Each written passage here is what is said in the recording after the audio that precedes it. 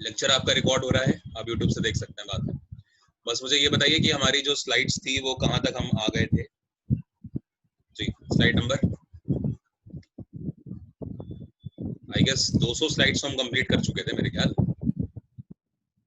बताओ बेटा, याद है? याद है कि नहीं याद है? अच्छा, तो स्लाइड नंबर तो नहीं आते, बस हमने 200 क्रॉस कर लिए। तो नहीं याद रखते तुम लोग। चलो मेरे पास इतना प्रेशर है, तुम लोग तो याद रखा करो यार। मुझे ऐसा लगता है स्लाइड नंबर 249 हो गई थी, मुझे ऐसा लगता है 249 तक हम कर चुके थे। चलो मैं एक बार लेकर आता हूँ।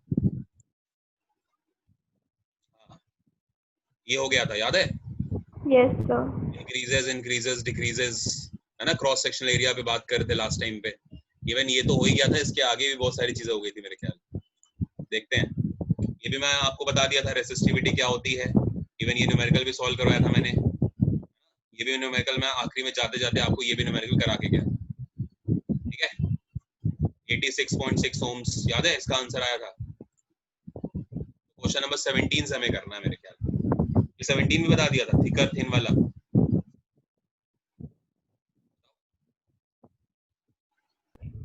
सर ये हो गया था। हाँ, ये सब हो गए हैं यार, क्योंकि yes sir. Temperature, length, area of cross. Dhruv बेटा ये हो गए ना? बताओ एक बार, याद आ रहा है कुछ? ध्रुव अब आ रहा है, चलो कोई नहीं। 2 mm, हाँ ये भी लास्ट में। हाँ ये 86 ओम मैंने कल लास्ट में कराया आपको, मुझे याद है, क्योंकि कल ही क्लास हुई थी ना। Increase in length, increase in diameter, I guess यहाँ से कराना है, ये 20 से कराना है मेरे ख्याल। ठीक है, तो 20 से हम लोग अपना स्टार्ट करते हैं। चलो ध्यान से, सारे बच्चे अच्छे से देखेंगे चीजों को। 21 से कराना था। 21 से कराना था, चलो ठीक है, 21 से देख लेते हैं। How does the resistance of a wire very with its area of cross section and diameter. तो आप जानते हो कि बेटा जो लेंथ का जो वायर का जो रेसिस्टेंस होता है वो क्या होता है? R equals to rho L upon A, है ना? अच्छे से पढ़ा चुका हूं मैं। तो रेसिस्टेंस जो है वो क्रॉस सेक्शनल एरिया के क्या होता है? रिवर्स होता है, इनवर्सली प्रोपोर्शनल होता है। तो अगर ऐसी बात है तो ऐसी बात में एरिया ऑफ क्रॉस सेक्शन के रिस्पेक्ट में रेसिस्टेंस क्या होगा? बताइए।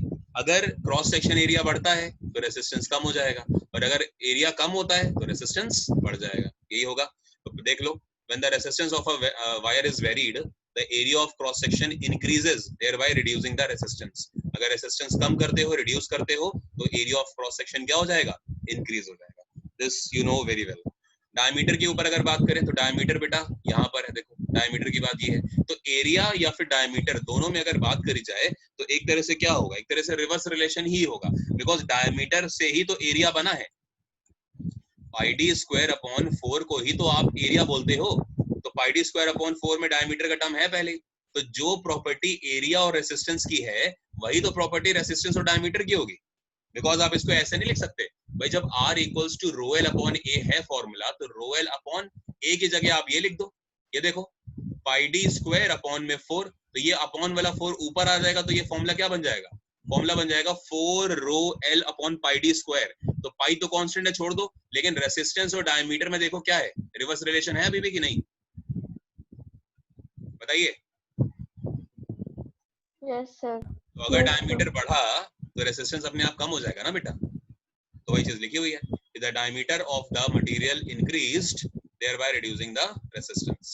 ठीक है, अगर आप रेसिस्टेंस को कम करेंगे तो डायमीटर बढ़ जाएगा, और डायमीटर बढ़ रहा है इसीलिए एरिया बढ़ रहा था। जो पूरी कैलकुलेशन आप करते हो पाई डी स्क्वायर अपॉन 4 से। क्लियर है? Yes sir. आगे चलिए। कहता है कि how does the resistance of a wire change when its length is tripled, its diameter is tripled, its material is changed from 1 resistivity to 3 times. मतलब बहुत सारे उसने क्वेश्चंस आपसे पूछ लिए, तो जरा देख लेते हैं इस क्वेश्चन को भी ध्यान से। कहता है कि रेसिस्टेंस के ऊपर क्या चेंजेस होंगे जब लेंथ को आप ट्रिपल कर दोगे, या डायमीटर को आप ट्रिपल कर दोगे, या मटेरियल की रेसिस्टिविटी को 1 यूनिट से 3 यूनिट कर दोगे, मतलब 1 ओम मीटर से 3 ओम मीटर कर दोगे। तो देखो बेटा, आपको फॉर्मूला पता है, फॉर्मूला होता है R equals to rho L upon A. ठीक है ना, रो एल अपॉन ए। थोड़ी देर के लिए अगर हम ये मान लें कि सिर्फ पहले क्वेश्चन को देखो बेटा, सिर्फ पहले को, इट्स लेंथ इज ट्रिपल्ड, तो अगर मैं आपसे बोलूं कि यार रेसिस्टेंस और लेंथ में क्या फॉर्मूला होगा, तो आप कहोगे sir R is directly proportional to length, ये तो बोलोगे, बोलिए। Yes sir. तो अगर ऐसा है तो जरा केस नंबर 1 ले लेते हैं और हम इसको थोड़ा सा इजी कर लेते हैं कि R इक्वल्स टू, हम यहाँ पे मान लेते हैं, लेट्स से A ले लिया हमने, एक वेरिएबल A ले लिया, चलो AL कर लेते हैं, ठीक है।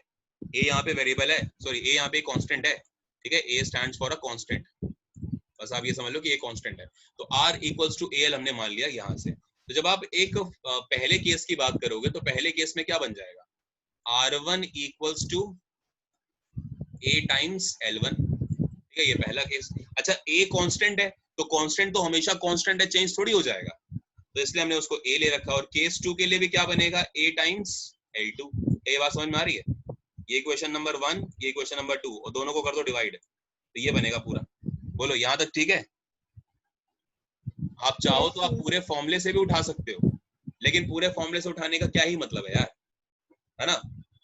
आप चाहो तो कांस्टेंट के प्लेस पे रो अपॉन ए पूरा यूज कर सकते हो, लेकिन क्या ही मतलब बनता है, ऐसे आराम से कर लो ना, ज्यादा अच्छा। तो अब आपको क्या करना है, आपको वैल्यूज पुट करनी है। देखो जब आपने डिवाइड कर दिया तो R1 अपॉन R2 की वैल्यू क्या बन गई बेटा, L1 अपॉन L2। क्यों, क्योंकि A से A तो कैंसिल हो गया। ये बेटा A एरिया बिल्कुल नहीं है, ध्यान रखो, ये A कोई ABCD वाला मैंने एक कांस्टेंट यूज कर लिया, ठीक है। तो L1 अपॉन L2। अब उसने क्या बोला कि अगर पहले L थी तो बाद में लेंथ क्या हो गई, ट्रिपल, तो 3L हो गया। तो बेटा L से L फिर कैंसिल, तो मतलब R1 अपॉन R2 की जो वैल्यू है वो आपके सामने क्या निकल के आई, 1/3 निकल के आई। तो कहता है कि रेसिस्टेंस पे क्या इंपैक्ट पड़ेगा, मतलब बाद वाला रेसिस्टेंस बताओ। तो बेटा बाद वाला रेसिस्टेंस R2 के इक्वल्स टू क्या हो जाएगा, 3 टाइम्स R1, यानी कि लेंथ जो है अगर आप 3 गुना कर दोगे, 3 टाइम्स कर दोगे, तो बेटा रेसिस्टेंस भी पहले का कितने टाइम्स हो जाएगा, 3 गुना, यानी कि 3 times R। Resistance gets tripled. वैसे भी आप जानते हो यार कि resistance is directly proportional to length, तो अगर लेंथ 3 टाइम हो रही है तो रेसिस्टेंस भी कितने टाइम होगा, 3 टाइम ही होगा ना। खैर वो थ्योरी थी, लेकिन आपको तो न्यूमेरिकल वैल्यू में करके समझाना है, तो आप पूरा ऐसे करोगे। क्या ये पॉइंट समझ में आया आप सभी को? Yes sir. Yes sir. आगे बढ़ सकते हैं। Yes sir. जी थोड़ा सा और आगे बढ़ते हैं। अच्छा यहाँ देखो, अब कहता है, यहीं पे समझा देता हूँ आपको, डोंट वरी, इसको हटाते हैं जी।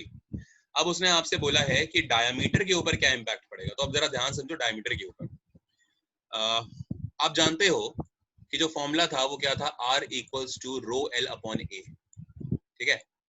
और अगर मैं इसको थोड़ा सा सिंप्लीफाई करके लिखूं कि जब एरिया की वैल्यू आप जानते हैं पाई डी स्क्वायर अपॉन 4 होती है, पाई डी स्क्वायर अपॉन 4, तो मैं इस फॉर्मूले को कैसे लिख सकता हूँ, R equals to 4 times rho L upon में पाई डी स्क्वायर। लिख सकता हूँ कि नहीं लिख सकता, बताओ। अभी बताया कैसे लिख सकते हैं भाई, पाई डी स्क्वायर अपॉन 4 एरिया होता है, वो 4 पलट के ऊपर आ गया तो 4 ऊपर हो गया। ये फॉर्मूला बनेगा कि नहीं बनेगा रेजिस्टेंस का ही, वही सेम फॉर्मूला, बोलो। तो यहाँ से क्या निकल के आया, यहाँ से ये निकल के आया कि जो रेजिस्टेंस होता है वो इनवर्सली प्रोपोर्शनल होता है 1 अपॉन डायामीटर के स्क्वायर के, क्योंकि पाई तो कांस्टेंट है, तो कांस्टेंट को तो आप ले नहीं सकते, 4 भी कांस्टेंट है, छोड़ दो। रो जो रेसिस्टिविटी है वो भी कांस्टेंट है, छोड़ दो। ऊपर लेंथ से हमें मतलब नहीं है, क्योंकि लेंथ हम सेम मान रहे हैं कि लेंथ तो सेम होगी पूरे वायर की। लेकिन डायामीटर की जब बात करी जाती है तो रेसिस्टेंस जो है वो डायामीटर के स्क्वायर से कम हो रहा होता है, ठीक है, या बढ़ रहा होता है। ये बातें समझ में आ रही हैं, बोलो बेटा। अगर नहीं क्लियर है तो बताओ, मैं फिर से समझाऊं। बस मैंने कुछ करा नहीं है, मैंने भाई, आप जानते हैं कि जो वायर होती है आपकी, उस वायर का क्रॉस सेक्शनल एरिया क्या होता है, सर्कल होता है। तो मैंने बस एरिया को रिप्लेस कर दिया पाई डी स्क्वायर अपॉन 4 से, और पाई डी स्क्वायर अपॉन 4 का वो अपॉन वाला 4 मैं ऊपर ले आया, और जो पाई डी स्क्वायर आपको दिख रहा है वहां से मैंने रेसिस्टेंस और डायमीटर के फॉर्म में मैंने एक रिजल्ट निकालने की कोशिश करी है कि जो रेसिस्टेंस है वो इनवर्सली प्रोपोर्शनल है डी स्क्वायर के, या फिर रेसिस्टेंस जो है वो डायरेक्टली प्रोपोर्शनल है 1 अपॉन डी स्क्वायर के। बस मैंने यही चीज लिखी है, ओके। और अगर मैं इसको फॉर्मूले में कन्वर्ट करना चाहूं तो मैं फिर से किसी कांस्टेंट का यूज करूंगा, लेट्स से वो कांस्टेंट x है, तो r इक्वल्स टू मैंने ले लिया x अपॉन डी स्क्वायर। जैसे मैंने ये प्रोपोर्शनलिटी का साइन हटाया तो मैं इक्वल का साइन लगाऊंगा, और एक कांस्टेंट की हेल्प से लगाऊंगा, तो मैंने कांस्टेंट x मान लिया। तो मैंने मान लिया कि मेरे पास फॉर्मूला है R equals to x upon d square. बस खत्म। केस 1 केस 2 आ जाओ। केस 1 की बात करोगे तो R1 की वैल्यू हो जाएगी, भाई x तो कांस्टेंट है तो यहाँ x1 मत कर देना, x तो कांस्टेंट है, और अगर x1 x2 ले भी लोगे तो भी x1 x2 की वैल्यू x ही होगी, तो वही कैंसिल आउट तो होने ही है उन्हें, ठीक है। और अपॉन में क्या होगा बेटा, d1 स्क्वायर होगा, ठीक है। ये आपका केस नंबर 1 हुआ। और जब आप बेटा R2 यानी कि केस नंबर 2 लोगे तो R2 की वैल्यू क्या हो जाएगी, अभी भी x है, कांस्टेंट है, और अपॉन में यहाँ पे बेटा आपका d2 स्क्वायर हो जाएगा, ठीक है। दोनों को डिवाइड कर दीजिए, दोनों इक्वेशंस को। तो जब डिवाइड करोगे तो वैल्यू क्या बन रही होगी, R1 upon R2 equals to, बेटा देखो ये जब पूरा होगा तो ये इससे जाके मिलेगा, ये इससे जाके मिलेगा, तो क्या बनेगा, x into d2 square, okay, और अपॉन में x इंटू d1 स्क्वायर। तो x से x कैंसिल हो गया, तो क्या मिल गया मुझे, बोलो। मुझे मिल गया यहाँ पे बेटा जो R1 आप देख रहे हो, R1 upon R2 equals to मुझे क्या मिल गया बेटा, D2 अपॉन D1 का होल स्क्वायर। कह सकता हूं मैं D2 अपॉन D1 का होल स्क्वायर, भाई अलग अलग लिखो या एक ही बार में लिख दो, क्या दिक्कत है, बस खत्म। अब उसने बोला कि रेसिस्टेंस के ऊपर क्या इंपैक्ट पड़ेगा, वो आपसे रेसिस्टेंस पूछ रहा है, जबकि डायमीटर को क्या करना था, ट्रिपल करना था। यानी कि पहले अगर डायमीटर D है तो बाद वाला जो डायमीटर है बेटा वो ट्रिपल हो गया, ये वो कह रहा है, तो कोई दिक्कत नहीं है। R1 upon R2 equals to, कहता है कि अगर पहले डायमीटर D था, मतलब D1 अगर D था, तो D2 जो है वो 3 टाइम्स हो गया, मतलब 3D हो गया, और इस पूरे का होल स्क्वायर तो चल ही रहा है। यानी कि D1 की वैल्यू अगर D है तो D2 की वैल्यू 3D हो जाएगी, और इस D से इस D को जब आप कैंसिल करोगे तो यहाँ से R1 अपॉन R2 का जो आंसर आ रहा होगा वो होगा 3 अपॉन 1 का होल स्क्वायर, यानी कि 9 अपॉन 1 आएगा बेटा। और जब आप यहाँ से क्रॉस मल्टीप्लाई करोगे तो आपको R2 की वैल्यू मिल रही होगी 9 टाइम्स R1, यानी कि डायामीटर को 3 गुना करने से जो आपका नया वाला रेसिस्टेंस है वो पहले वाले रेसिस्टेंस का 9 गुना हो जाता है, या फिर 9 टाइम्स हो जाता है। क्या ये बात क्लियर है? तो इसको जो यस सर। बेटा कुछ पूछना हो तो पूछ लो प्लीज। हाँ सर। बढ़े आगे, ठीक है। अब आपसे कहता है कि its material is changed to one whose resistivity is 3 times। कहता है कि अगर पहली रेसिस्टिविटी 1 ओम मीटर थी तो अब रेसिस्टिविटी जो है बेटा वो 3 ओम्स मीटर हो चुकी है, ये वो आपसे कहने की कोशिश कर रहा है। तो जरा देख लेते हैं, ये देखो दूसरे वाले क्वेश्चन के लिए जो रेसिस्टेंस निकल गया बाद वाला वो R टाइम्स 9 हो गया, ठीक है, मतलब जो बाद वाला है वो उसका 9 टाइम्स हो गया था। क्लियर है? वही देखो वही चीज हो रही है, D/2 और वो सब चीजें हो रही हैं आपकी, देख ही रहे हो आप यहाँ पे। उसके बाद फिर उसने बोला कि पहले अगर रेसिस्टिविटी रो थी तो अब रेसिस्टिविटी 3 टाइम्स हो चुकी है। तो जब आप इसको सॉल्व करोगे वैसे ही बेटा कोशिश करना फॉर्मूला बनाने की, जब सॉल्व करोगे तो आपका आंसर हो जाएगा ये वाला, ठीक है। कोई डाउट? No sir. यार ये कुछ गड़बड़ तो नहीं हुआ? R1 अपॉन R2 की वैल्यू आई थी D2 अपॉन D1 का होल स्क्वायर, और D2 की वैल्यू 3 टाइम्स थी ना, तो 3 रखा 9/2, तो R2 की वैल्यू, अरे यार ये गलत निकला ना, तुम लोग बोलते भी नहीं हो। मैं सोचूं जब R2 ऊपर जाएगा R1 नीचे जाएगा तो ये क्या बनेगा, ये पता क्या बनेगा, ये बनेगा 9 times R2 equals to R1, या जब आप इसको सॉल्व करोगे तो R2 इक्वल्स टू आएगा R1 अपॉन 9, ना कि 9R1, ये गलत लिख दिया मैंने, ये R2 equals to R1 upon 9 आएगा ना जब इससे क्रॉस मल्टीप्लाई कराओगे, तो पहले वाले रेसिस्टेंस का 1/9 टाइम्स हो जाएगा, 9 टाइम्स नहीं। क्लियर है? इसलिए यहाँ पे इन्होंने 1/9 टाइम्स लिखा बेटा। तुम लोग बताते भी नहीं हो, कुछ गलती, यार गलती हो सकती है, बिल्कुल हो सकती है, ऐसी बात नहीं है कि आप एकदम ब्लाइंडली ट्रस्ट कर रहे हो। ठीक है, मैं जो बातें आपको बता रहा हूँ मैं कोशिश करता हूँ कि सही बताऊं, लेकिन मैं भी लिख रहा हूँ यार, तो लिखते टाइम हो सकता है कभी कभार कुछ गलती हो जाए, तो ध्यान रखा करो, फोकस रहा करो। अब ये जो क्रॉस मल्टीप्लाई वाली बात है, ये तो आप मुझे बता ही सकते हो कि सर आपने गलत करा, थोड़ा सा ध्यान दो प्लीज। चलिए, रेसिस्टिविटी वाली जो बात है उसको भी ऐसे ही आप कर सकते हो कि जो रेसिस्टेंस है वो जो है वो प्रोपोर्शनल होता है रेसिस्टिविटी के, ठीक है, तो आप इसको सॉल्व करोगे तो वही हो जाएगा। और वैसे भी जब प्रोपोर्शनल है तो जब आप रेसिस्टिविटी को 1 ओम मीटर से 3 ओम मीटर कर रहे हो, बढ़ा रहे हो, तो रेसिस्टेंस भी तो बढ़ जाएगा, तो वही रेसिस्टेंस 3 टाइम्स हो गया, ठीक है। अब आप कर लेना ये वाला क्वेश्चन। चलिए आगे बढ़ो। Calculate the area of cross section of a wire of its length 1 meter, its resistance is इतना and resistivity of the material of the wire is इतना, तो कहता है कि एरिया बता दो क्या होगा। तो कोई दिक्कत नहीं है भाई, R इक्वल्स टू था आपका रो इंटू एल अपॉन में ए। आपको क्योंकि एरिया निकालना है तो एरिया के लिए फॉर्मूला बना लीजिए, तो A इक्वल्स टू क्या हो जाएगा, रो एल अपॉन में कैपिटल R, ये तो होगा।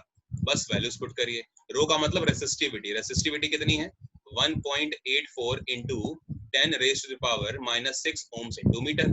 ठीक है, ये आपको रेसिस्टिविटी का दे दिया गया पूरा। इंटू में लेंथ ऑफ द वायर कितनी है बेटा 1 मीटर, तो 1 मीटर है तो ये भी एमकेएस में कोई दिक्कत नहीं है, 1 मीटर रख लो।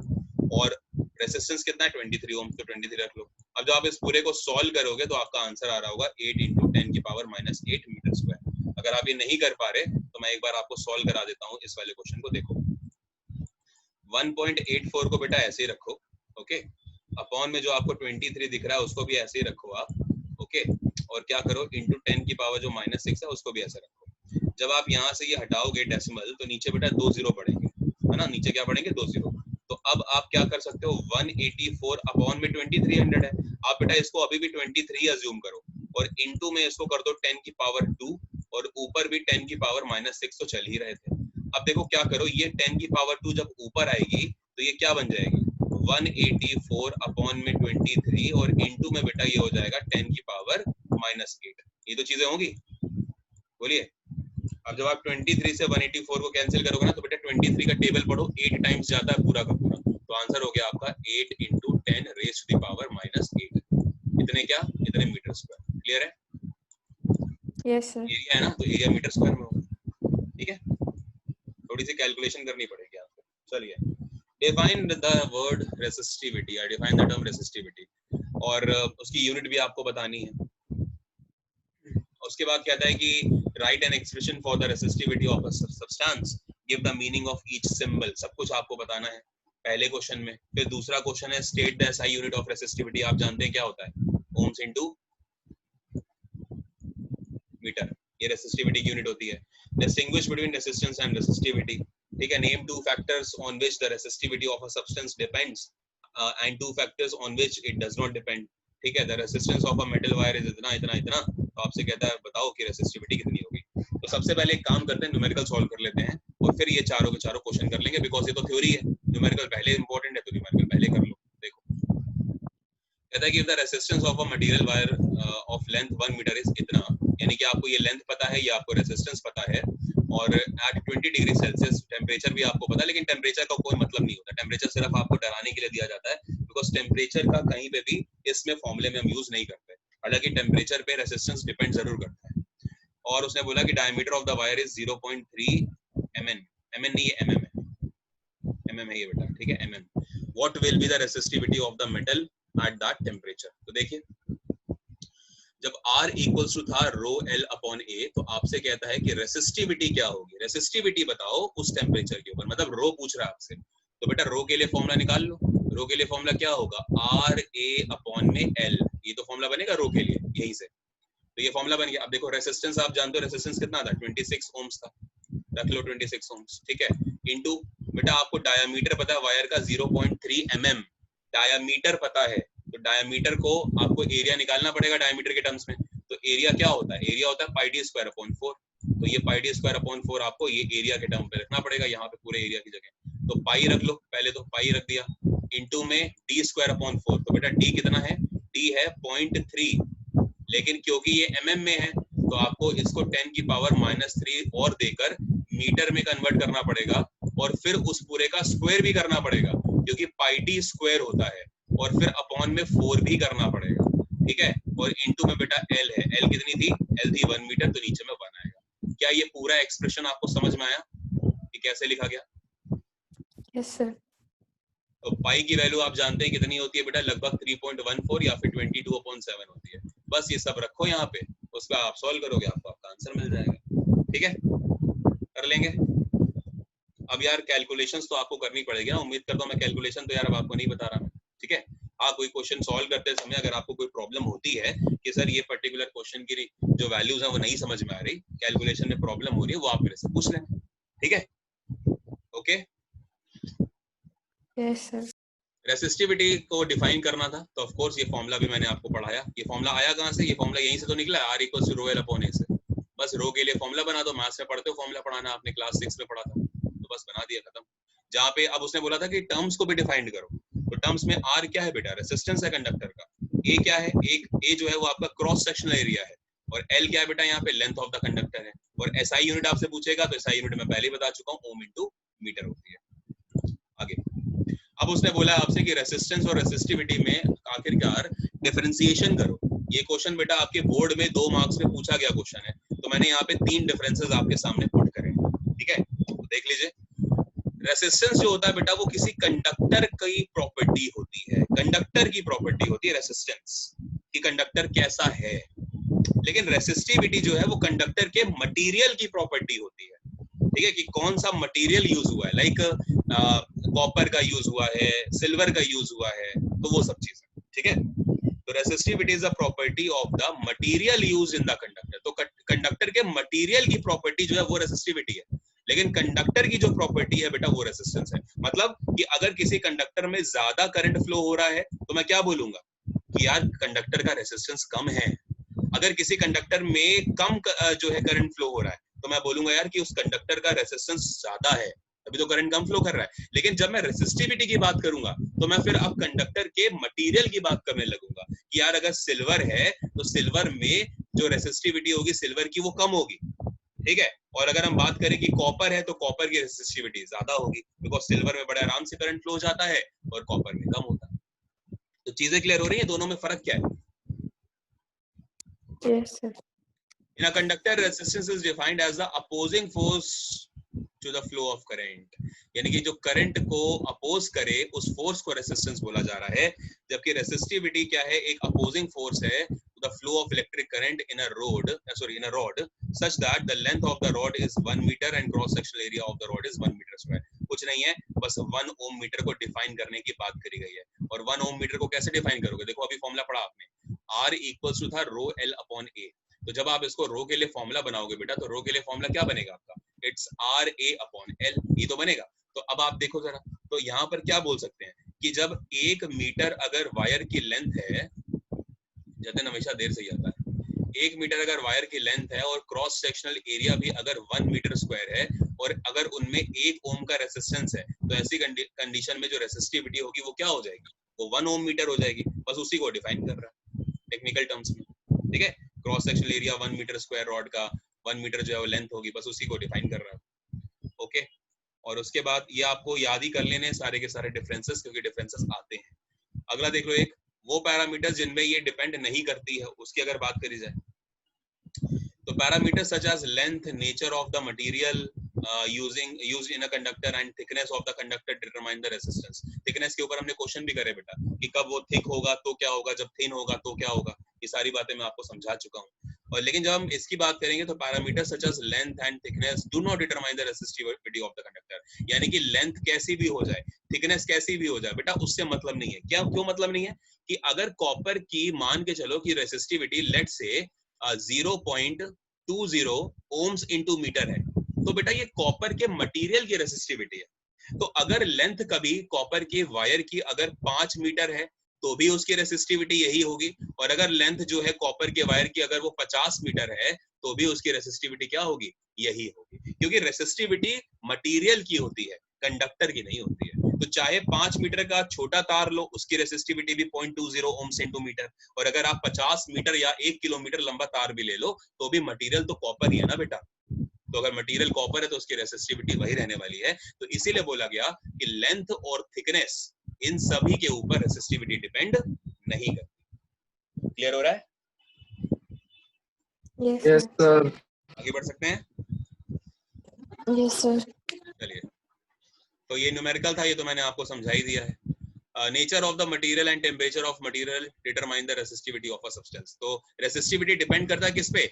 जो टेम्परेचर है उस पे, और जो मटेरियल है कॉपर, एल्यूमिनियम, सिल्वर, है ना, उन सब के ऊपर। ठीक है, अगला क्वेश्चन। चलिए इस क्वेश्चन को सॉल्व करिए प्लीज जल्दी से, सारे बच्चे सॉल्व करेंगे प्लीज। कॉपी पेन लेके बैठते ही होंगे आप। द रेसिस्टेंस वायर का आपको पता है, 1 mm square cross sectional area का आपको निकालना है, रेसिस्टिविटी पता है और 300 मीटर की लेंथ है, आपसे कह रहा है रेसिस्टेंस बताओ। सब कुछ बेटा आपको पता, फॉर्मूला लगाओ, जल्दी से आंसर बताओ, शाबाश।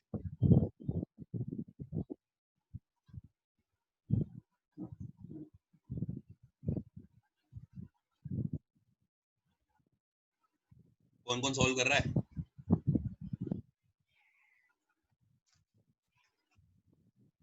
सॉल्व कर रहा है, बताओ एक बार।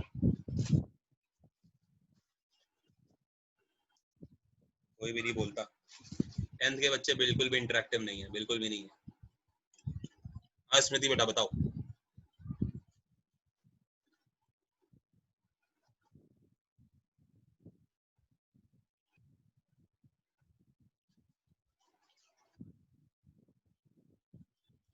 बोलो बेटा स्मृति। वैसे से वो रिसेंट इसलिए किया था, आप पूछ रहे थे ना कौन कौन कर रहा है, इसलिए अभी कर रही हूँ सर। अभी कर रहे हो? कर लो।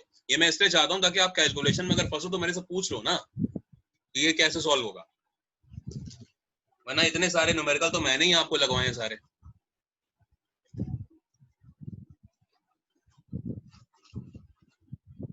आई गेस 25-30 न्यूमेरिकल्स मैं आपको लगवा चुका हूँ।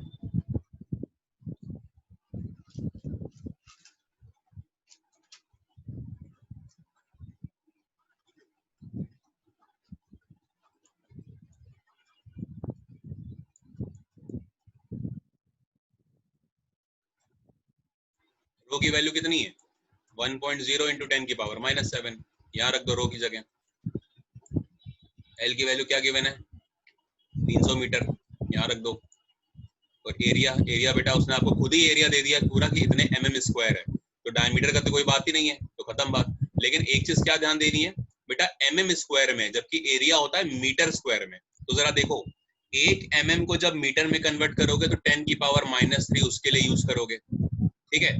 लेकिन mm स्क्वायर है, मीटर स्क्वायर है, तो एक बार और करना पड़ेगा, यानी कि 10 की पावर -3 दो बार यूज करना पड़ेगा, ठीक है। तो बस सॉल्व करते हैं।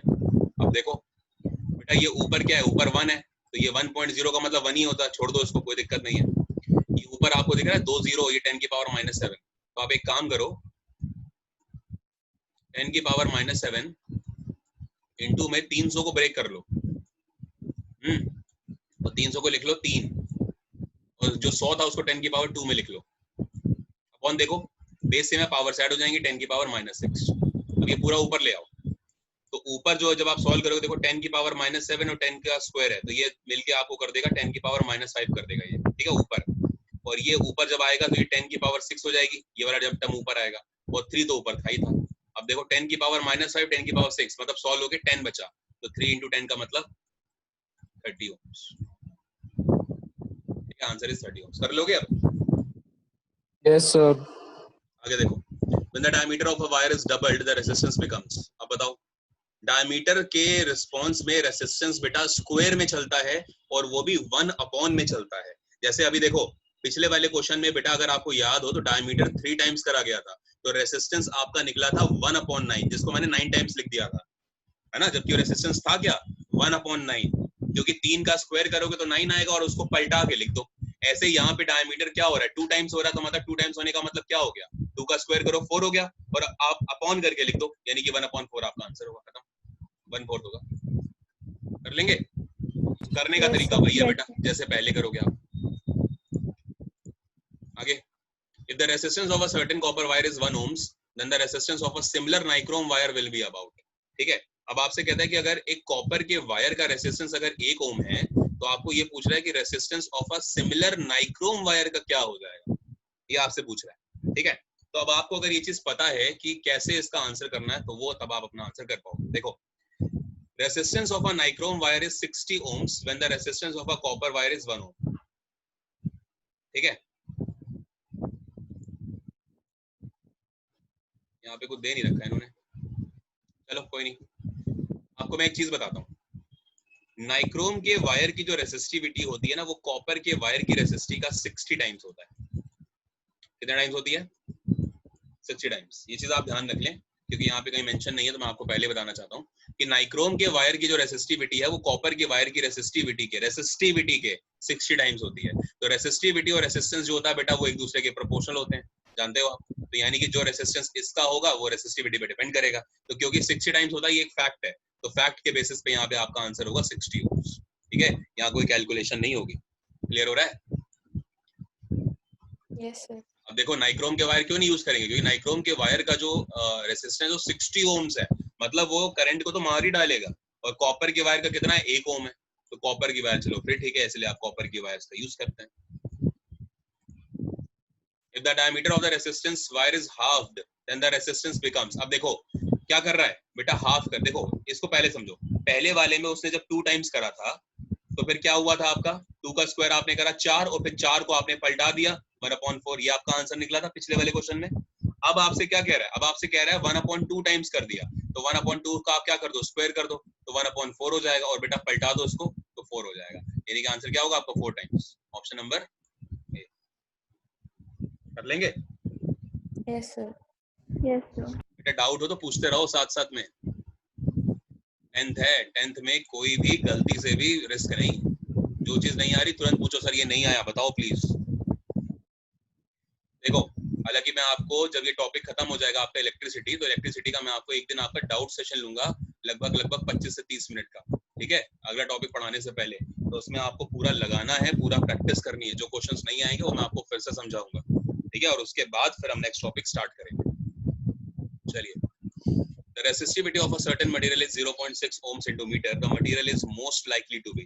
अब आप देखो जब रेसिस्टिविटी 0.6 ohms बेटा मीटर है, इसका मतलब क्या हुआ, इसका मतलब ये हुआ कि रेसिस्टेंस ठीक ठाक होगा। और अगर रेसिस्टेंस ठीक ठाक है, देखो इसको ऐसे समझो कि अगर कभी रेसिस्टिविटी 0 से लेके 1 ओम मीटर के बीच में हुई, सुन लो ध्यान से, रेसिस्टिविटी अगर 0 से 1 ओम के मीटर के बीच में हुई तो बेटा वो क्या होता है, वो आपका सेमीकंडक्टर होता है। क्या बोलते हैं उसको हम, सेमीकंडक्टर। ये आपको ध्यान रखना है, तो ये सेमीकंडक्टर आपका आंसर हो जाएगा। और अगर रेसिस्टिविटी 0 से कम हो गई, मतलब 0 ही हो गई, तो अगर रेसिस्टिविटी 0 है तो 0 होने का मतलब वो क्या होता है, वो एक इंसुलेटर होता है। सुपर कंडक्टर नहीं बेटा, तो एक इंसुलेटर होगा ना, क्योंकि रेसिस्टेंस इतना ज्यादा होगा कि करंट फ्लो ही नहीं कर रही। ठीक है, यस। चलो आगे। When the area of the cross section of a conductor is doubled, the resistance becomes। अब देखो एरिया ऑफ क्रॉस सेक्शन की बात कर रहा है, तो बेटा एक बात बताओ, रेसिस्टेंस जो है वो 1/एरिया होता है ना, इनवर्सली प्रोपोर्शनल होता है। तो अगर आपका क्रॉस सेक्शन एरिया जो है अगर वो डबल हो रहा है, अगर ये डबल हो रहा है तो बेटा ये रेसिस्टेंस अपने आप क्या हो जाएगा, हाफ हो जाएगा। ठीक है, तो आंसर आपका हाफ हो गया। कर लेंगे, क्योंकि इन दोनों में रिवर्स रिलेशन होता है। Okay, yes sir. The resistivity of copper metal depends on only one of the following factors, that factor is। बताइए इन तीनों में से किसी एक पे डिपेंड करता है, वो क्या है। दो बातों पे डिपेंड करती है बेटा, एक तो टेम्परेचर पे और एक नेचर, यानी कि मटेरियल के ऊपर, नेचर जो है मटेरियल का उसके ऊपर। तो मटेरियल वाली तो कहीं बात ही नहीं करी गई थी, तो आंसर क्या हो जाएगा, टेम्परेचर। वो भी रेसिस्टिविटी की बात हो रही है। और रेसिस्टेंस की बात करें तो रेसिस्टेंस तो लेंथ पे भी डिपेंड करता है, थिकनेस पे भी करता है, एरिया पे भी डिपेंड करता है, और टेम्परेचर पे भी डिपेंड करता है। तो रेसिस्टेंस तो चारों पे डिपेंड करता है, लेकिन रेसिस्टिविटी सिर्फ दो पे, एक तो टेम्परेचर और दूसरा material of the conductor. If the area of cross section of a resistance wire is half, then the resistance becomes. तो अगर एरिया हाफ हो रहा है तो रेसिस्टेंस डबल हो जाएगा, क्योंकि इनवर्स रिलेशन होता है, तो डबल का मतलब 2 टाइम्स हो जाएगा। कर लेंगे, चलो। A piece of wire of resistance 20 ohms is drawn out, that its length is increased to twice its original length. Calculate the resistance of the wire of the new signal। जल्दी बताओ, फटाफट solve करो, शाबाश।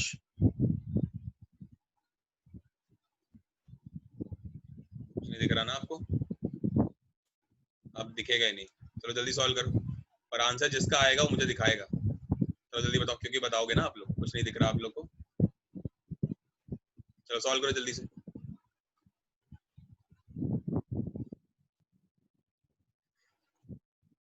बहुत बढ़िया दिख रहा होगा। चलो कैमरा ऑन करो सारे, शाबाश। Keep your cameras turn on, जल्दी। सारे बच्चे अपने कैमरा ऑन करें, शाबाश। चलो बेटा, ध्रुव, स्मृति, आस्था, नीलांश, आसना, देवांगना, यश, ओम जी, चलो बढ़िया, सॉल्व करो और जल्दी दिखाओ मुझे, सॉल्व करिए इसका आंसर।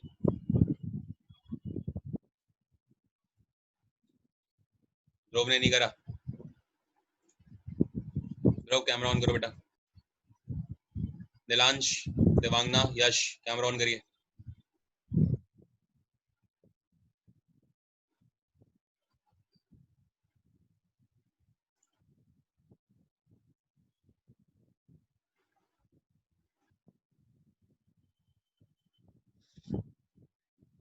बेटा सॉल्व करो देवांगना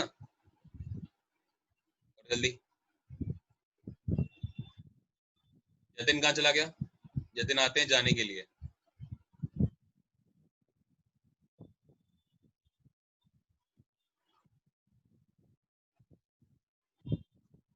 अर्चिता हमारे साथ हैं क्लास में?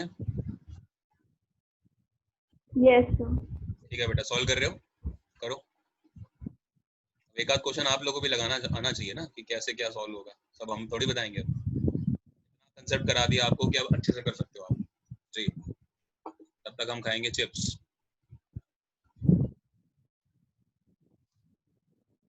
हाँ जी है, वो चिप्स लाई थी, मैंने उससे पैकेट छीन लिया।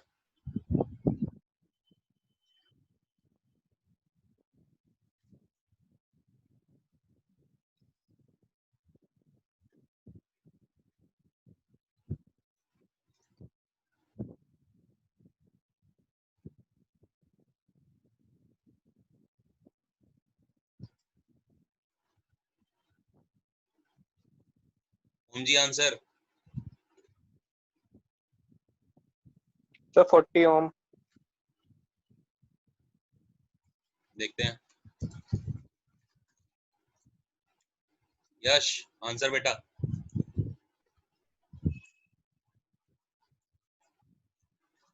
सर 80 ओम। 80। अच्छा दिखाओ जरा, कहाँ दिखाया है, मतलब कहाँ करा है, कॉपी दिखाओ देवांगना।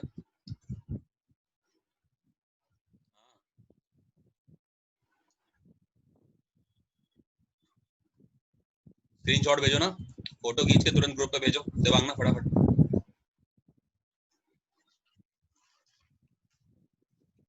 जिसने जिसने कर लिया फटाफट फोटो खींच के ग्रुप पे भेजो, शाबाश। हमारे पास बेटा सारी सुविधा है, टेंशन ना ले आप। आस्था क्या बेटा?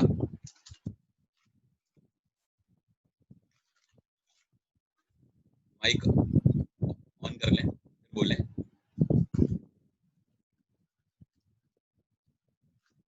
आस्था शर्मा रही हैं।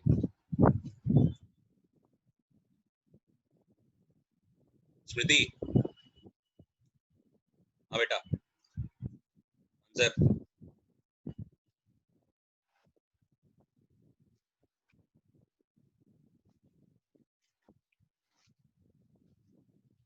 देवांगना भेज दिया आपने ग्रुप पे?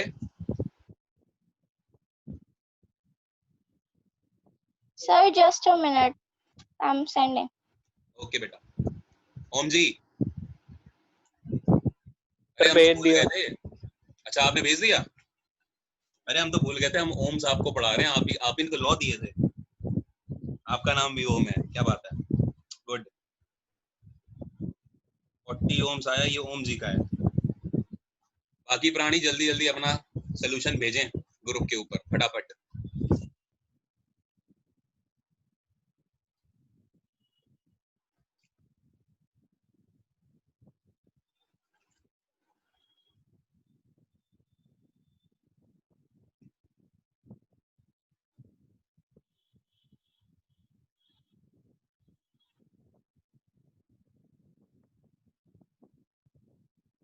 नहीं लगता। ध्रुव बेटा आंसर आया? Sir, कर रहा हूँ।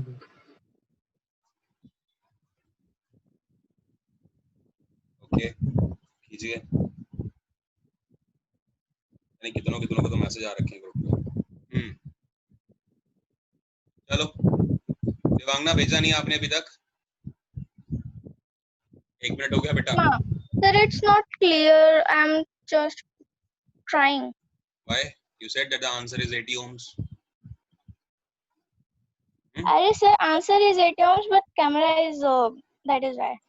Oh my God, it's a very new excuse, है ना?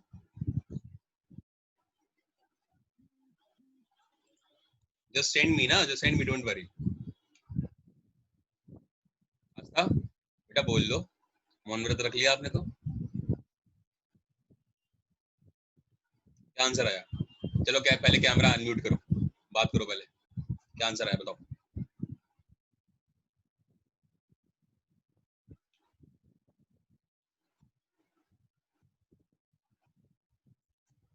गंदे बच्चे हैं, बात ही नहीं मानते हैं। देखो कह रहा है कि a piece of wire is a piece of wire of resistance 20 ohms। तो आप जानते हो कि R equals होता है rho L upon A formula, और हमें निकालना क्या था? एक फोटो आई है, जरा देखें किसकी आई है। 40L equals to R2, ये सब क्या है? आंसर कहाँ है देवांग ना? तो R equals to rho L upon A आपसे कहता है calculate the resistance of the wire in the new situation. आपको नई सिचुएशन में बतानी है कि रेसिस्टेंस का क्या होगा, ठीक है?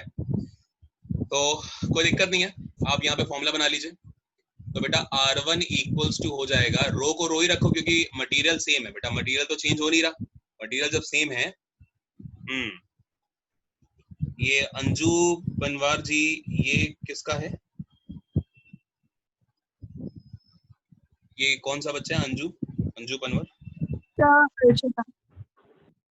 अर्चिता। ओके बेटा, ये आपकी मदर है क्या? Yes. ओके, नीलांश ने भी भेज दिया है। नीलांश का आंसर है 125 वोल्ट्स है बेटा। वोल्टेज तो कहीं पूछी नहीं गई थी, तुम कौन सा कर लगा रहे हो? वोल्ट तो कुछ है ही नहीं इसमें, गलत शायद नीलांश साहब ने गलत कुछ भेज दिया, देखो ध्यान से। अरे सॉरी सर, गलत क्वेश्चन भेज दिया। हाँ वही इसलिए मैंने कहा कि क्वेश्चन गलत हो गया। हाँ ये आया question, R equals rho L upon A। तो आपने यहाँ वैल्यू पुट करके कुछ काटा पीटा करके उसके बाद आपने 80 ओम्स निकाल दिया। पता नहीं, देखते हैं क्या आंसर होगा। देखो तो R1 इक्वल्स होता है बेटा रो L upon A, तो फॉर्मूला बना लो। तो रो को रो ही रखो, अपॉन में L1 upon A1 पहले केस के लिए, ध्यान से समझो, ये केस नंबर 1 है। और केस नंबर 2 में बेटा R2 की वैल्यू क्या हो जाएगी बताओ? रो अभी भी वही रहेगा, ये आपका L2 हो जाएगा और ये अपॉन में आपका A2 हो जाएगा, ठीक है? रो L2 अपॉन A2, ये इक्वेशन नंबर 2 होगी। अब अगर आप दोनों को दोनों को अगर आप डिवाइड करा दो, तो डिवाइड कराने के बाद क्या बनेगा?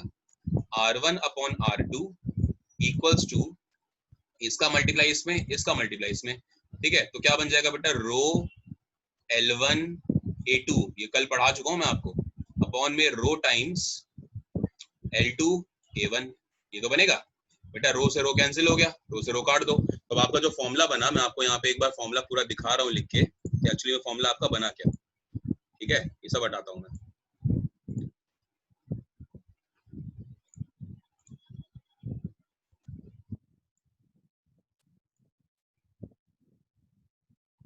जी, जब ये पूरा हट गया तो यहाँ से जो आपका फॉर्मूला एग्जैक्टली निकल के सामने आता है, क्या आता है देखो, यहाँ से हमने लिया पेन जी।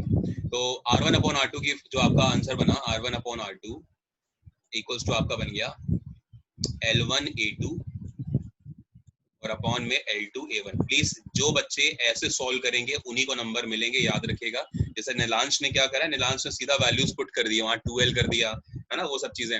तो बेटा आपको यहाँ पर मार्क्स अगर कम मिलेंगे तो फिर आप टीचर को जाके क्लेम नहीं कर पाओगे कि आपने मैम नंबर क्यों काटे। लेकिन अगर आप इस तरह से प्रॉपर सॉल्व करोगे फॉर्मूला बना के, तो आपको तभी नंबर मिलेंगे। सारे बच्चे ध्यान से ये चीज समझें, ठीक है? आई गेस अभी अर्चिता ने मुझे भेजा है, तो अर्चिता वाला कौन सा है? अंजू जी वाला है ना? तो अर्चिता का भी आंसर जो है ठीक है, और लेकिन थोड़ा सा अर्चिता बेटा इसको और अच्छे से कर सकते हैं ना हम लोग। Yes, sir. और ये जो आया है, ये किसका आया है? शशि पंचाल, ये बेटा कौन है? ध्रुव। अच्छा ध्रुव जी हैं, तो ध्रुव ने अपना आंसर यहाँ पे करके भेजा है। हाँ ये फिर भी ध्रुव वाला जो है ये काफी ठीक है, बेहतर है। आप लोग ग्रुप्स पे देख सकते हो सारे बच्चे। चलो वैल्यू रखते हैं बेटा। अगर R1 की वैल्यू 20 ओम्स है तो उसको 20 रख दो। कहता है कि सेकंड केस में रेसिस्टेंस क्या होगा इन द न्यू सिचुएशन, तो वो आपको R2 लिखना, मतलब आप यहाँ R2 कर दो, ठीक है? इक्वल्स टू बेटा L1, तो L1 क्या था? If its length is increase to twice, यानी कि अगर पहले लेंथ L रही होगी तो फिर बाद में जो L2 है बेटा वो 2L हो गई होगी, ठीक है? और फिर क्या उसने बोला, a piece of wire of 20 ohms is drawn out so that its length is increased to twice its original length. Calculate the resistance. अच्छा, एरिया का कुछ नहीं कर रहा, मतलब एरिया सेम है, तो बेटा एरिया सेम है तो दोनों एरिया को सेम कर लो, ए कर लो, तो ये ए कट जाएंगे, कोई मतलब नहीं बनता, बस एल से एल काट दो। तो बेटा जब यहाँ से आप R2 को सॉल्व करोगे तो R2 की वैल्यू क्या हो रही होगी आपकी, बताओ, 40 ohms। कुछ गड़बड़ हुआ क्या? हेलो, एक मिनट। हाँ, calculate the resistance of the wire in the new situation, जब लेंथ हो रही है ट्वाइस। एक मिनट को, एरिया को आधा क्यों कर रहे हैं, ये कुछ मिसिंग है क्या इसमें? A piece of wire of resistance 20 ohms is drawn out so that its length is increased to twice its original length. Calculate the resistance of the wire of the new situation. बेटा यहाँ पे एक गलती है, यहाँ पे लिख लो and diameter decreases to half। ठीक है, ये लाइन मिसिंग है, अगर आप ये नहीं लिखोगे तो फिर ये बात कैसे समझ में आएगी? या डायमीटर की जगह बेहतर होगा आप एरिया लिख लो, and its area reduces to half, तभी तो ये a को a डैश लिख रहे हैं। समझ में आ रहा है? ये जितने बच्चों ने 80 आंसर निकाल दिया, आप सभी को खुशी होगी जान के कि आपका आंसर 80 गलत है। कहाँ गए सारे बच्चे? तो आंसर होगा क्या, 40 ओम। तो 40 ओम वाला मेरे ख्याल किसी का आंसर था, आई गेस, है ना? किसका आंसर था? क्या बात है, तुम लोग बड़े पता नहीं कहाँ चीटिंग वीटिंग। अच्छा ये बताओ, ये जैसे नीलांश ने फोटो भेजी है, आपने a को a/2 कर लिया, एरिया को a/2 कर लिया, कहीं पे कहा गया कि एरिया हाफ हो रहा है? बताओ मुझे, क्वेश्चन में कहीं कहा गया है?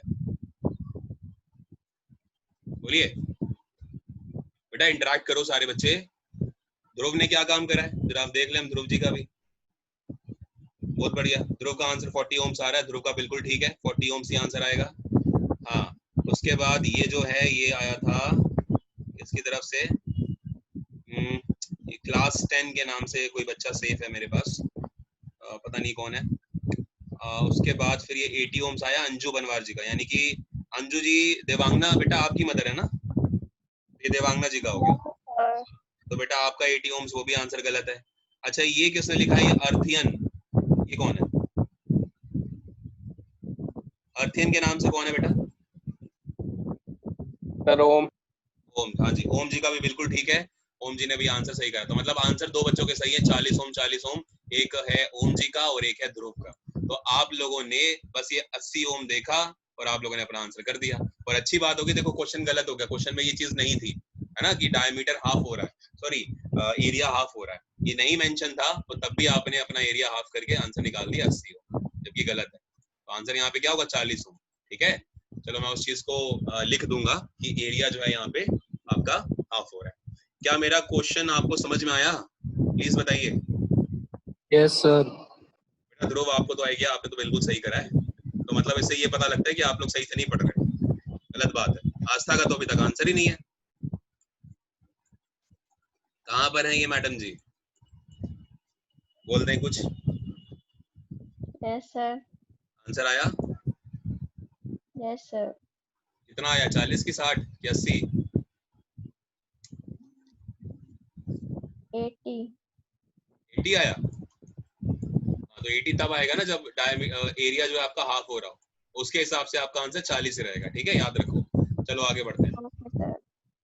ठीक है, ध्यान रखना बेटा इस बात को। मैं आपको जो अब एक नहीं, मैं मुझे आपको सेंड करनी ही है, तो वो मैं जब मैं सेंड करूंगा उसमें सारे क्वेश्चंस भी होंगे और ये मैं सही करके आप दे दूंगा। क्वेश्चन नंबर 33 में मुझे करेक्शन करना, मैं देख लूंगा। चलो, इलेक्ट्रिकल रेसिस्टिविटीज जो है मटेरियल की पी क्यू और आर की, वो आपको दे रखी है, बहुत ध्यान से देखना, यहाँ से क्वेश्चन बनते हैं। पी की रेसिस्टिविटी इतनी है, क्यू की रेसिस्टिविटी इतनी है और आर की रेसिस्टिविटी इतनी है। मुझे सबसे पहले तो ये बता दो फटाफट कि पी क्यू आर में सबसे ज्यादा रेसिस्टिविटी किसकी, जल्दी बताओ। क्यू। सर आर की। आर की, क्यों? क्योंकि आर की जो पावर है वो पॉजिटिव है, 10 की पावर 15 है, देखो दिख रही है। तो आर की सबसे ज्यादा रेसिस्टिविटी है क्योंकि पावर पॉजिटिव है। अच्छा आर की बात बताओ, आर की बात पी की, क्योंकि पी की पावर 10 की पावर 3 है पॉजिटिव, और उसके बाद फिर क्यू की, क्योंकि क्यू की रेसिस्टिविटी सबसे कम है बिकॉज पावर नेगेटिव है। आ रहा समझ में? Yes, sir. अरे भैया म्यूट कर लीजिए प्लीज। चलो अब आपसे कह रहा है इलेक्ट्रिकल वायर, आपसे कह रहा है which material will you use for making electrical wires, ठीक है, handle for soldering iron, solar cells, give reasons for that, ठीक है। तो अब आपको थोड़ी सी चीजों को ध्यान रखना है, वो बहुत जरूरी है, याद रखिएगा बेटा। जब भी हमें इलेक्ट्रिकल वायर को बनाना है, प्लीज ध्यान से देखना, जब भी कभी हम किसी इलेक्ट्रिकल वायर को डिजाइन कर रहे होते हैं, किसी भी कंडक्टर को हम डिजाइन कर रहे होते हैं, तो उस टाइम पे हमें ध्यान क्या रखना है कि वायर की खास बात ये होगी कि उस वायर का जो रेसिस्टेंस है बेटा वो कम से कम हो। बताइए, ये चीजें मैंने आपको बहुत बार समझाई हैं कि अगर कभी भी हम किसी कंडक्टर को डिजाइन करने जा रहे हैं तो जो भी इंजीनियर्स होंगे या जो भी डेवलपर्स होंगे वो इस चीज को देखेंगे कि जो हमारा कंडक्टर है उसका रेसिस्टेंस लीस्ट से लीस्ट हो, और कंडक्टर का रेसिस्टेंस जितना कम होगा उसकी रेसिस्टिविटी भी उतनी कम होगी, और अगर रेसिस्टिविटी सबसे ज्यादा कम है तभी तो करंट सबसे ज्यादा फ्लो करेगा, बिकॉज आप जानते हैं कि रेसिस्टेंस करंट का एक तरह से अपोजिंग फोर्स होता है, ठीक है। Resistance is what, resistance is nothing but the opposing force, ठीक है, ऑफ द करंट। तो करंट को वो नहीं चलने देना चाहता, तो हम क्या चाहेंगे कि जब भी हम किसी वायर को डिजाइन कर रहे हो तो उसका रेसिस्टेंस लीस्ट से लीस्ट हो, और अगर रेसिस्टेंस लीस्ट है तो बेटा रेसिस्टिविटी को भी कम होना जरूरी है, बिकॉज रेसिस्टिविटी मटेरियल की वो प्रॉपर्टी होती है जो कि उस मटेरियल के टेम्परेचर पे और मटेरियल ऑफ कंडक्टर पे डिपेंड करती है। जबकि मैंने आपको बताया कि रेसिस्टेंस किन किन फैक्टर्स पे डिपेंड करता है, 4 फैक्टर्स पे, length of the conductor, area of the cross section, इसके अलावा क्या होता है टेम्परेचर ऑफ द वायर या फिर कंडक्टर, और इसके अलावा रेसिस्टिविटी। समझ में आ रहा है? तो ये सब चीजें, तो जब भी हम वायर को डिजाइन करने जा रहे होंगे तो हम इस बात को ध्यान रखेंगे कि हमारी रेसिस्टिविटी कम से कम हो। तो इन तीनों में P, Q और R में सबसे लीस्ट रेसिस्टिविटी किसकी थी? Q की। दैट मींस वायर वो वाला बनाओगे जिसमें रेसिस्टिविटी Q को यूज करेंगे। ये पॉइंट क्लियर है? Yes, sir. अच्छे से एकदम बोलिए।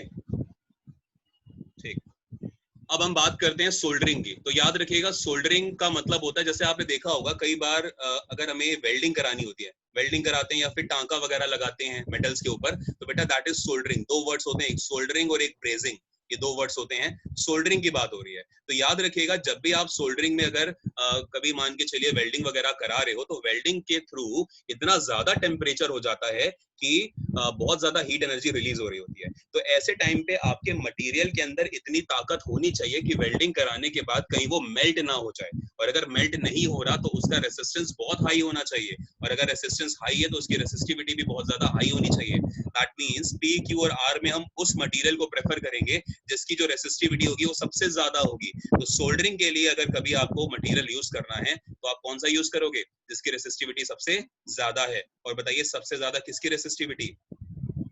P, Q, R या P, Q या R? ऑफ कोर्स R की, तो R यूज करेंगे, ठीक है। लास्ट देख लीजिए, जब आप सोलर सेल का यूज करते हो तो सोलर सेल का मतलब हो गया कि वो यूज करिए जो कि जिनकी रेसिस्टिविटी ना तो इतनी कम है ना तो इतनी ज्यादा है। इन शॉर्ट मैंने आपको बताया है कि अगर सेमीकंडक्टर्स की हम बात करें, जैसे जर्मेनियम है, सिलिकॉन है ना, तो सेमीकंडक्टर्स जो होते हैं उनकी जो रेसिस्टिविटी होती है वो एक पर्टिकुलर रेंज के बीच में लाई करती है, और अगर आपने वो मटेरियल यूज कर लिया है तो आपका जो सोलर सेल है वो बहुत ही बेहतर तरीके से आप यूज कर सकते हैं, ठीक है। तो इसलिए हमारा जो मिडिल वाली रेंज थी P वाली, वो हम सोलर सेल में यूज करेंगे, बिकॉज वो मटेरियल कैसे होते हैं आपके? सेमीकंडक्टर होते हैं। पॉइंट क्लियर हो रहा है? ठीक है। तो आज हमने बहुत सारी चीजें सीखी हैं, न्यूमेरिकल्स करे हैं बहुत सारे, उम्मीद करता हूँ आपको अच्छा लगा होगा session. Clarity day by day आपकी अगर बढ़ रही है, प्लीज रिवीजन करते रहिए, क्योंकि बोर्ड्स के एग्जाम में आपको तभी अच्छे से आप चीजों को कर पाओगे जब आप अभी अच्छे से पढ़ रहे हो, ठीक है। और रिवीजन करते रहो, प्रीवियस ईयर क्वेश्चंस तो मैं आपको लगवा ही रहा हूँ सैंपल पेपर्स की फॉर्म में, ठीक है। चलिए फिर मिलते हैं, thank you, good luck, have a nice day, keep studying. 5 बज रहे हैं, दूसरी क्लास होगी। कोई डाउट किसी का? फटाफट पूछो अगर कोई डाउट हो तो। No, sir. अच्छा पढ़ाते हैं, कोई डाउट नहीं होता तुम लोग को, पढ़ते ही नहीं हो तुम लोग, गंदे बच्चे। चलो बाय बाय। अच्छा, स्पेशल एजुकेशन वाले जितने बच्चे हमारे साथ जुड़े हैं, आप सभी को एक चीज बताना चाहूंगा, प्लीज सभी लोग फिर से एक बार ज्वाइन करेंगे, बिकॉज ये मैं मीटिंग एंड कर रहा हूँ, ठीक है। ये लेक्चर रिकॉर्ड हो रहा था, मीटिंग एंड करके दोबारा से आ जाइए।